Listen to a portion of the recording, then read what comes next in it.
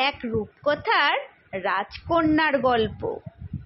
এক দেশে ছিল এক ছোট্ট রাজকন্যা, কিন্তু রাজকন্যার মনে বড় দুঃখ। তার কোনো বন্ধু নেই। বিশাল রাজপ্রাসাদের চৌহদির ভিতরেই সারাটা দিন কাটে রাজকন্যার। কত দাস দাসী, কত পাইক পেয়াদা, কিন্তু রাজকন্যার কোনো সাথী নেই, কোনো বন্ধু নেই। মনের সুখ দুঃখের দুটো কথা বলে সময় কাটানোর কেউ নেই। তাই তো রাজকন্যার মনটা খুব ভার।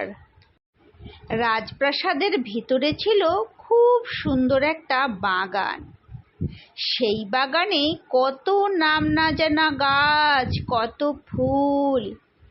কিন্তু ফুলের বাগানেও রাজকন্যার ভালো লাগতো না। তার কোনো বন্ধু নেই যে। একদিন রাজকন্যা দেখতে পেল সেই বাগানের এক কোণায় ফুটে রয়েছে একটা চমৎকার ছোট্ট ঘাস ফুল।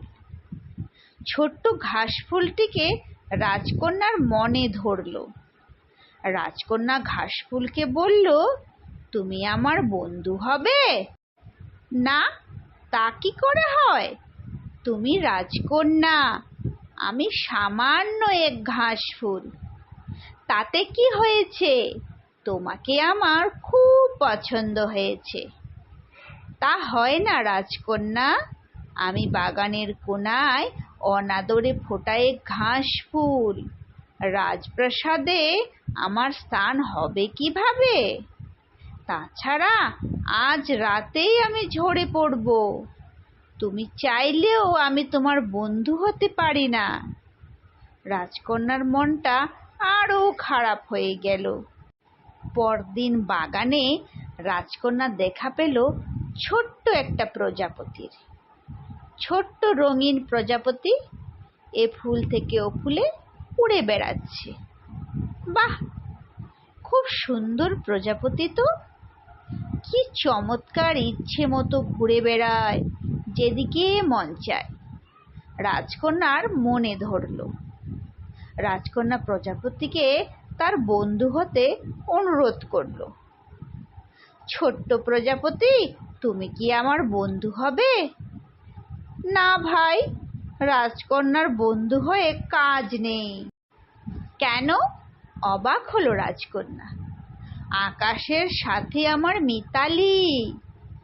বাতাসে ভর করে আমি ভেসে বেড়াই আপন মনে। রাজপ্রাসাদে আমার মন টিকবে কেন? তুমি যা চাইবে তোমাকে তাই দেব। আমার বন্ধু হও প্লিজ।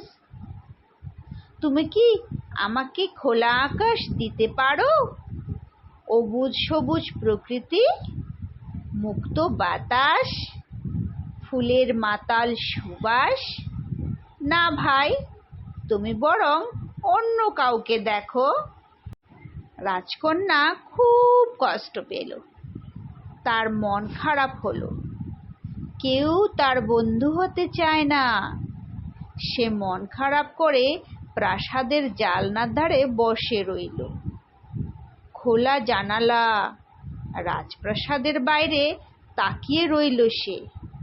বাইরে কি সুন্দর খোলা প্রান্তর, বয়ে চলা নদী, আর নদীর ধারে লাল ফুল ফুটে থাকা একটা বিশাল গাছ। থোকা থোকা লাল ফুল। ইস, ওই লাল ফুলগুলো যদি আমার বন্ধু হতো। এমন সময় একটা চড়ুই পাখি রাজকন্যার জানালার পাশ দিয়ে উড়ে যাচ্ছিল। চড়ুই পাখি, ও চড়ুই পাখি, আমি ওই বড় গাছটায় ফুটে থাকা লাল ফুলগুলোর বন্ধু হতে চাই। তুমি কি আমায় বলবে কিভাবে ওই ফুলগুলোর বন্ধু হওয়া যায়? ওই বড় গাছটায় লাল ফুলগুলো, ওগুলো তো পলাশ ফুল। ওই যে থোকা থোকা ফুটে রয়েছে লাল পলাশ। হ্যাঁ, আমি ওই পলাশ ফুলের বন্ধু হতে চাই। বেশ তো, তুমিও বন্ধু হবে, আমিও পলাশ ফুলের বন্ধু। অনেকেই পলাশ ফুলের বন্ধু, তবে জানো তো, যে কেউ কিন্তু পলাশ ফুলের বন্ধু হতে পারে না। তাই নাকি? যারা মানুষকে ভালোবাসে না, দেশকে ভালোবাসে না, দেশের স্বাধীনতাকে সম্মান জানায় না, তারা কিন্তু পলাশ ফুলের বন্ধু হতে পারে না। কেন?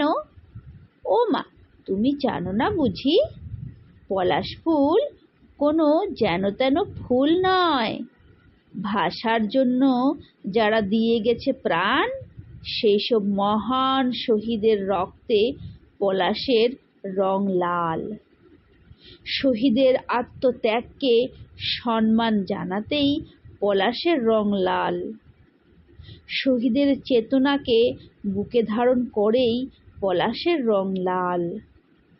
তাই তো ফেব্রুয়ারি এলেই ফোটে এই ফুল।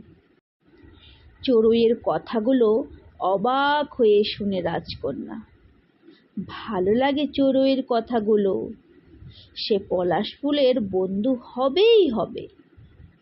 মানুষকে ভালোবাসবে সে, দেশকে ভালোবাসতে শিখবে সে। জানালায় দাঁড়িয়ে দূরে পলাশ ফুলের দিকে বিস্ময় আর শ্রদ্ধা ভরে তাকিয়ে থাকে রাজকন্যা। বাতাসে দোল খায় পলাশের শাখা, থোকা থোকা লাল পলাশ আন্দোলিত হয়, আশীর্বাদ জানায় নতুন প্রজন্মকে। সমাপ্ত। নমস্কার।